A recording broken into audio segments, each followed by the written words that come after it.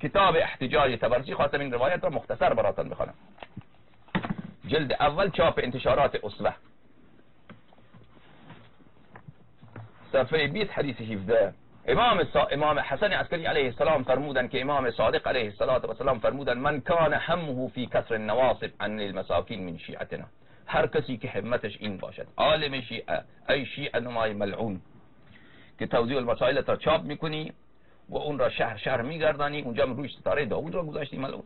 نه اصلا بله، شبکه داری، وبسایت داری، بعد نوبت که به بیان مطائل میرسه میگین حرام، این فحاشیه. افسوس افسوس که شیعیان از دین خود بیگانه شدن.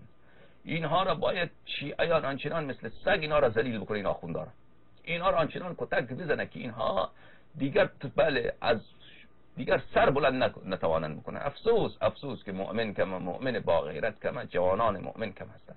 ای خدا، بله وای از غربت امام امیر المؤمنین علیه السلام، وای از غربت حضرت زهرا سلام الله علیها، وای از غربت امام عصر عجل الله تعالی فرجه الشریف که مردم از مال امام علیه السلام پشت اندر پشت خورده اند.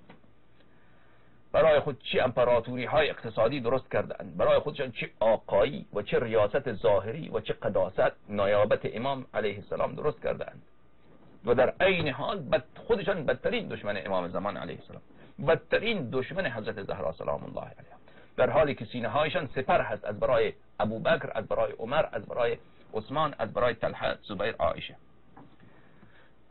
چه مظلومیتی میکشد امام عصر علیه السلام.